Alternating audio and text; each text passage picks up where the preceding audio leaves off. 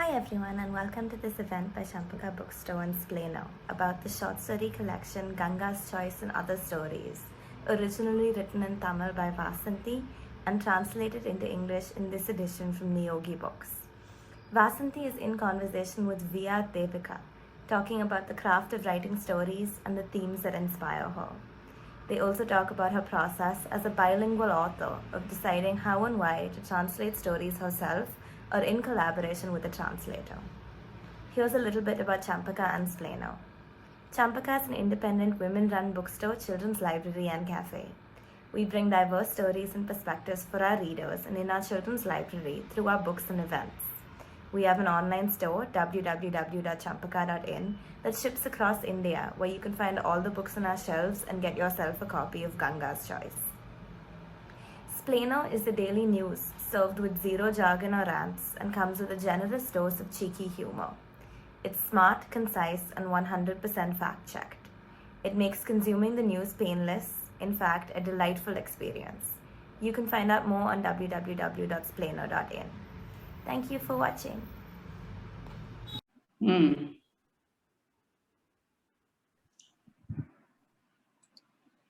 Vanakkam, Vaasanthi. Vanakkam. In a very Tamil manner. Vanakkam, because these books are stories are translated from Tamil. And very happy to see you in person after having gone through this lovely stories from Ganga's Choice and Other Stories. Very happy to have been immersed in those stories. And for those of you who are meeting Vaasanthi for the first time, Vaasanthi is the pen name for a writer, a very versatile writer, both in Tamil and in English. She's an author, she's been a journalist, she's still a journalist and a columnist. She has published articles in many publications. Some of the biggest names are there. She served as an editor of Tamil India Today. That is when I had the opportunity of meeting her and enjoying some of the stories that were that she was writing and that were forming when she was engaged in collecting information for those stories, and they were the adventurous days, really beautiful. She has published more than 30 novels, 6 short story collections, and 4 volumes of journalistic articles, and 4 travelogues in Tamil. Her works have been translated into Malayalam, Hindi, Telugu, Kannada, English, Norwegian, Czech, and Dutch. 2 of her novels were filmed in Malayalam. She is a recipient of several awards, including the Uttar Pradesh Sahitya Sansthan Award, the Punjab Sahitya Academy Award for her novels that were translated into Hindi and English, respectively. So, welcome, Vaasanthi. Let's look at your stories, Ganga's Choice and Other Stories. Now, there's something that kind of makes me very much tender when I read some of those paragraphs that kind of give a visual imagery that are kind of take you into that world. Just look at this. The stories seem like this to me. It's almost like a metaphor for the stories of Ganga's Choice and Other Stories. There seems to be a connection between sun and color. There seems to be a link with art, music, sound, and rhythm. Just like the link between lust, love, rage, and humiliation. All these form the crux of the stories that are here. A collection of 15 stories. Yes. And they are spread over 255 pages. This is a potpourri of love, loss, belonging, and very nuanced manner gives the political atmosphere, the social issues that are at the background of these stories. They are not expressed explicitly in those situations, but we know where this story is happening and why it is happening. It is the person who is undergoing the trauma or the jubilation that is the crux, that is the most important thing in this story. It is the person and that person's feelings and what is happening around. That is the most important thing. So it's like, I want to ask you a question. You've been a journalist. You have seen real stories happening in the midst of all this that are overtaking our world. Do the stories just happen, or your journalistic work have they influenced your short story writing, or do the stories just keep moving like a leaf on a flowing river current, as you have yourself mentioned in one of the stories in this book? How do they happen? How do the stories begin and flow? First of all, thank you very much for that wonderful introduction you gave for me as a person, and also so beautifully expressed your thoughts after reading my stories. It shows what a sensitive mind you have to have absorbed the nuances and what goes on in the minds of the characters of my short stories, characters. No, I started writing before I became a journalist. I started writing when I was in my teens, actually. And all writers do not have to be journalists to have the experiences. The writers only need to have a sensitive mind, an observant eye, a humane feelings that make the writer understand the pain, the joy, all the experiences of a person. And so what makes us write is we write about the things we are familiar with, something that moves us deeply, whether it is somebody's pain or joy, or it may be a personal experience or something happening outside your venue, or something you have heard about. Even that can move you and trigger the imagination and then make you write. And once you start thinking about it and then start coining words and weave something around it, then the story moves on, and then the character shapes up.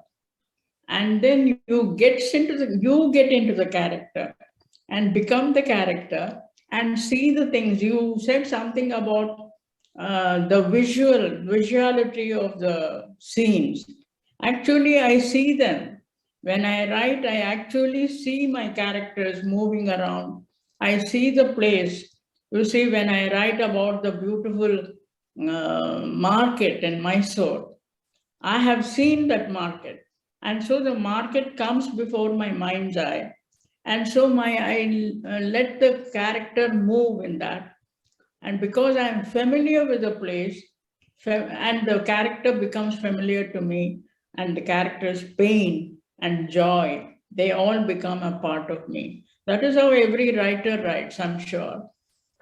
And it is not because, of course, when I became a journalist, and especially when I became the editor of India Today, I went on long tours, went to so many different places, so many different, the kind of different habitats, and then the way of life. It differs from community to community. It may be in the same state, speaking the same language, but it differs. There are so many communities, tribal communities, and all that.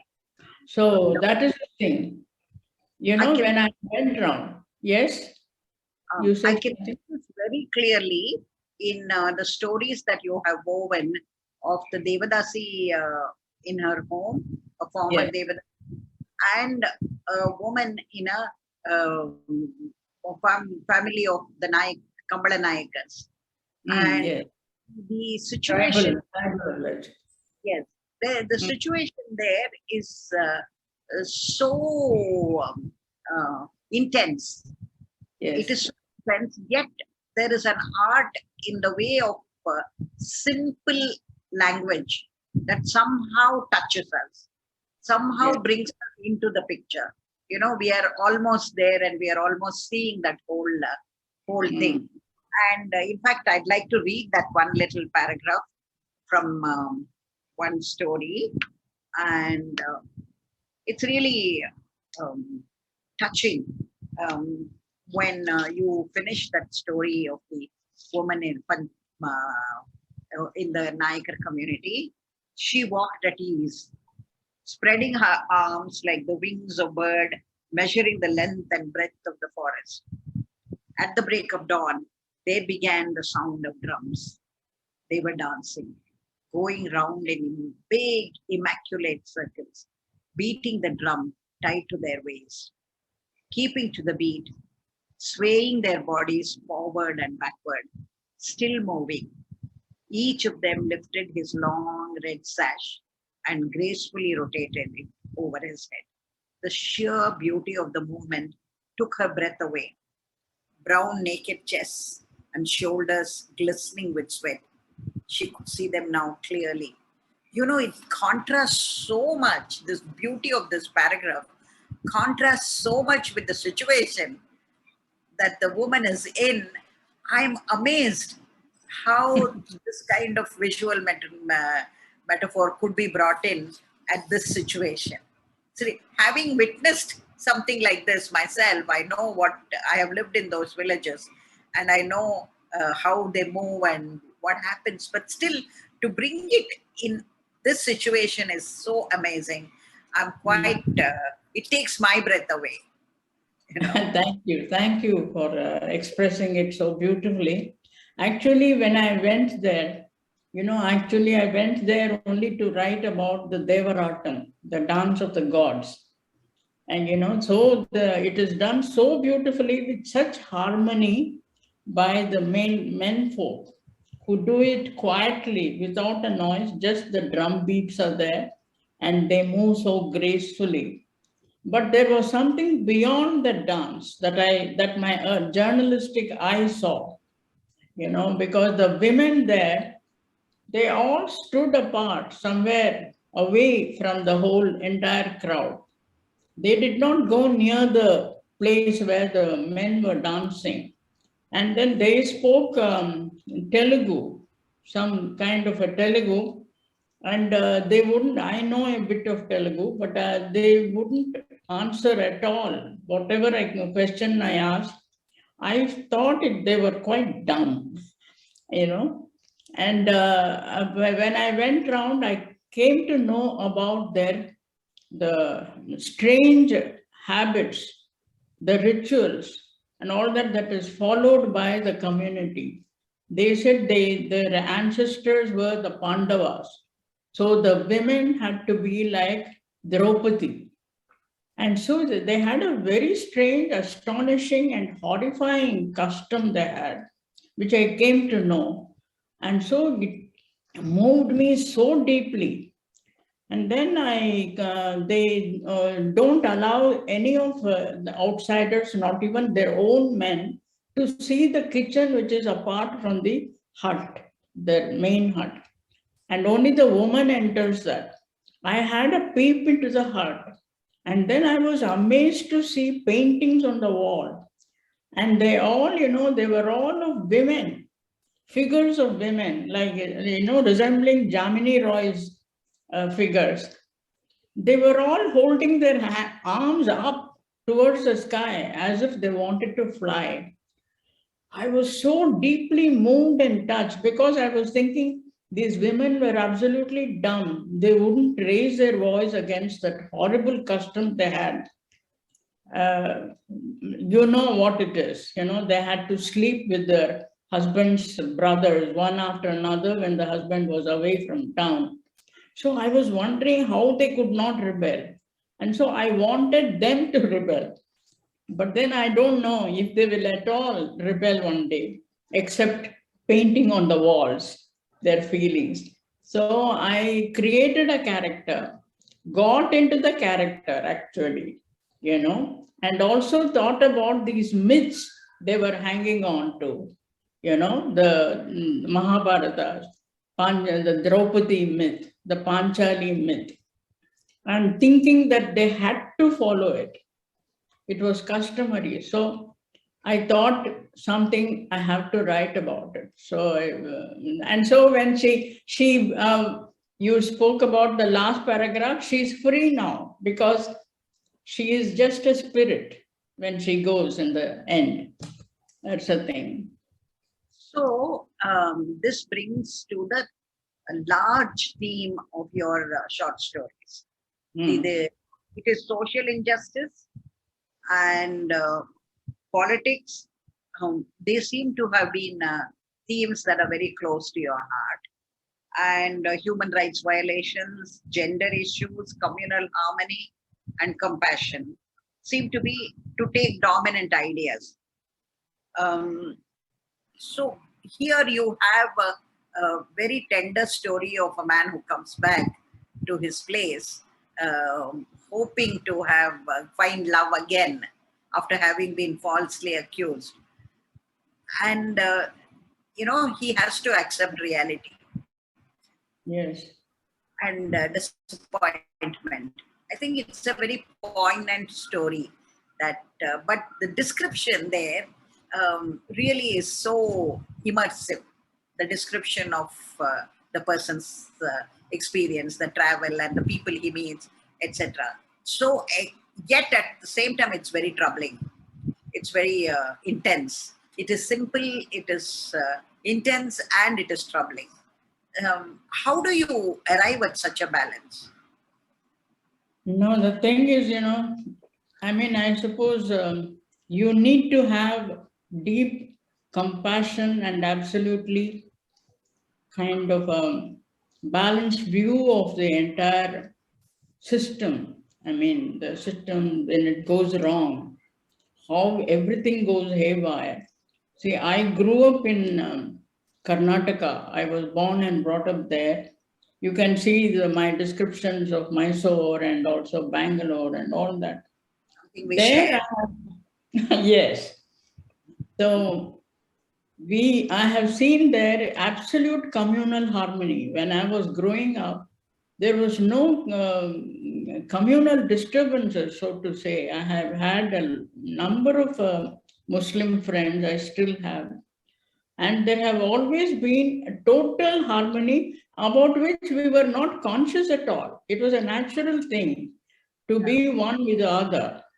So, when the communal disturbances came after the Bombay blast, the Babri Masjid demolition and all, the Babri Masjid demolition disturbed me a great deal. Totally, it shattered me actually. I was wondering what was happening to our country, what was happening. And then there was repercussions in the South because of all that. And then the Bombay blast came. And then I was wondering what would happen if a Muslim innocent boy, a teenager, is caught in all this. And then what will happen when he comes after spending, those days the trials were not there at all. You were just arrested and put behind bars, and there was no trials at all. It was your luck. If you were lucky, you would be released. That's all.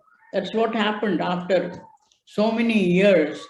20 years he comes out. He has had his dreams and all that. He comes back and then he realizes how his dream of a world had all crumbled.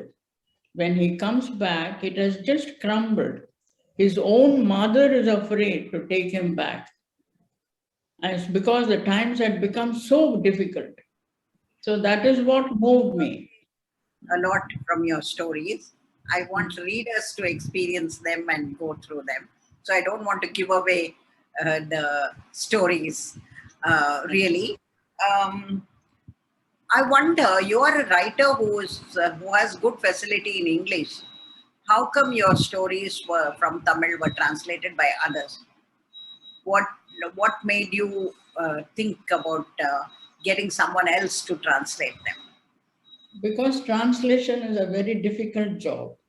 And I'm lazy. Besides, to go back to the story and then to try to recapture those intense feelings that I had experienced when I wrote the story. It's all very difficult, you know. It's kind of an emotional drain for me. And so I give them to some stories, of course, like the Dance of the Gods, I did myself because I thought it was a very intense story, and I wasn't very sure if the translator would understand the ambience and bring out the nuances. So I translated that. And otherwise, I prefer if somebody translates it. There are very good translators. So they translate, and then I keep working on those translations with the cooperation and coordination of the translators. I keep working on them to bring out the correct nuances if needed. Besides, I can write another story during the time I spend to translate my story. So do you have a kind of a folder where you put in all your ideas and pick it up as and when? No, I never do that. So So many people, so many writers, it seems they structure the shorts, the story they want to write. They have a rough graft of the thing, and then even the novels and all. I never plan the end of any of my short stories or my novels. I want it to be a surprise to me as well. I would be bored if I knew the end of my story. I would be bored. yes, that is. Do the stories then take them forward by themselves? Yes, that's what happens to me. I Yeah. mean, sometimes, I have wondered how I'm going to end the story. Even that story you said, that gap, that about the young man who comes back home, I was wondering how I was going to end the story. Then it moved on its own, as if, even in in novels, while writing novels, it's a fascinating experience. You get stuck in at some place, and then the characters come alive, hold my hand, and take me along towards the end. Mm. Oh, very nice. What about that? That brings me to hands. You know, the Which story. one? Um, Start. Sorry, I didn't hear you. the story called Hands, titled Hands. Yeah, that was a lovely thing. I met a couple. Those events that I described in that game or something, it all happened really. I witnessed that. And actually, that man's back was like a sea, his hunch. And I was wondering what would happen if he had said the wrong answer. How would the wife feel? So that's how it came about a Kannadiga couple. Hmm. Yeah, it's a very tender story. It Mm. has, um, it's very realistic at the same time. It is very Mm. tender. That takes you into a world Mm. that's not really open Yes. always. These Mm. are the middle class aged couple Yes. sharing stories. Uh, very um, Mm. very common Mm. these days. So, inspiration. Does inspiration come from anything and everything for you? No, it has to provoke me or kind of inspiration comes when you're moved by something or you're astonished by something. It's something that it can give you a moment of joy or sorrow or anything, and also very angry if something makes you very angry. And I have been angry for many things. I mean, about society and all that. The silent sufferings of women. Yes. Yeah. So And, many things. So there is So an art to writing. Do you think it can be developed? I think so. I mean, it develops with writing. You have to keep on writing. There is a saying in Tamil, Sendamal Napalakam, they say, only when you speak, you get to speak only with practice. And so that is, and Chittiram Kaipalakam, and you can only get to paint well when you paint every day. So, yes, it does help writing every day with practice. Thank you very much. This Ganga's Choice and other stories have inspired me a great deal. And I hope I also start writing short stories in some. Sure. But I do hope that many readers will enjoy it as much as I did, and that these ethos, these pictures from lives that one may have never even imagined come to haunt them at some time in their lives. So, Ganga's Choice and Other Stories is my choice. Thank you, Vaasanthi. Thank you so much. Thank you. Thank you very much.